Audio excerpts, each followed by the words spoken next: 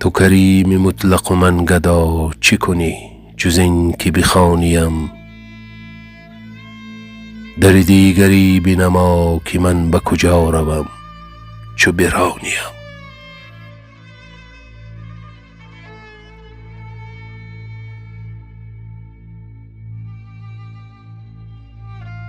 کسی از محیط عدم کران، چیزی قد روا طلبد نشان. ز خودم نبرده ای آنچنان، که دیگر به خود نرسانیم.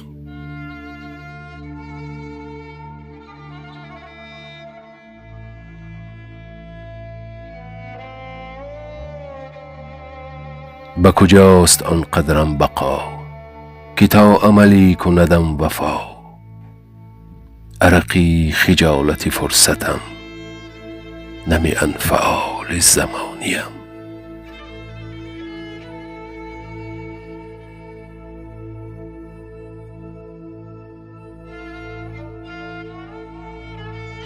به فسردنم همه تن علم، به ترددات آبله در قدم.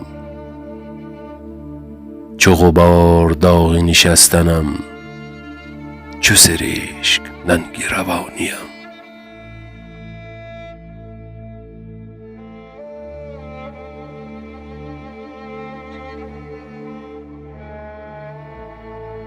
ز کدورتی من و ماه پرم، غم بار دل به که بشمرم. ستم است سنگ ترازویی، که نفس کشد ز گرانیم.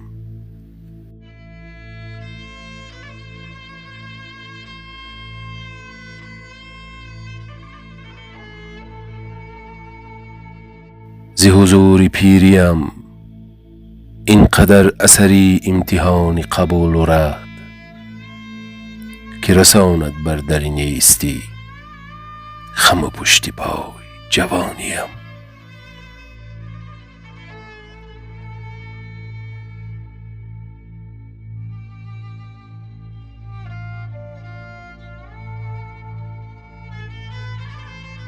نه به نقشی بسته مشوشم، نه به حرفی ساخته سرخوشم.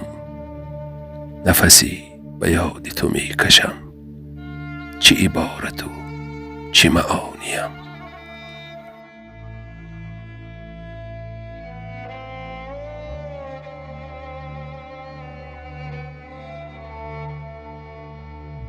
همه عمر هرزه دویدم، خجلم کنون که خمیدم. من اگر به حلقه رسیدم، تو برونی در ننشانیم.